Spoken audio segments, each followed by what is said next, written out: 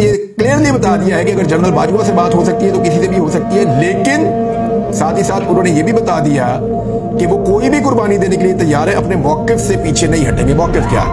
Free and fair election करवाए जाए, या जो इलेक्शन फ्री एंड फेयर हुआ उसका एग्जैक्ट वही फ्री एंड फेयर रिजल्ट जो है वो अनाउंस किया जाए और हुकूमत इमरान खान के हवाले की जाए। वैसे इस वक्त जो पाकिस्तान की सूरत हाल है ना, ये हुकूमत अगर 1 साल चल गई तो फिर इमरान खान का रास्ता, इमरान खान बुलडोजर बन जाएगा।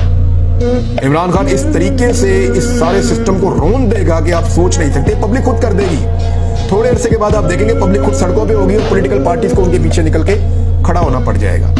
मरियम नवाज के मुंह से जो बार बार 9 मई निकल रहा है ना, इसका मतलब है कि कोई चीज काबू नहीं आ रही। निजाम में जाकर उसको पता चल गया है कि हालात बहुत खराब है। हालत यहां तक पहुंच गई कि शाहिद अफरीदी को कहा, हालांकि उसका बहुत दिल कर रहा था शाहिद अफरीदी साहब का कि वो सियासत में आ जाए, उन्होंने इसका तस्करा भी किया। मैं तो कहता हूं बिल्कुल उनको आना चाहिए।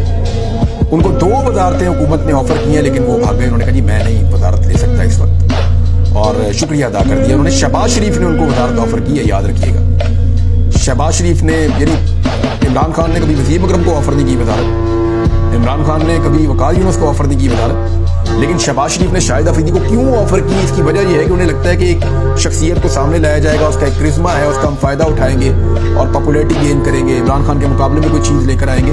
तो 1000 जो है ना, वो 1 लाख भी शाहिद अफरीदी होंगे ना, तो वो एक इमरान खान है, और ये बात शाहिद अफरीदी अपने मुंह से मानेगा।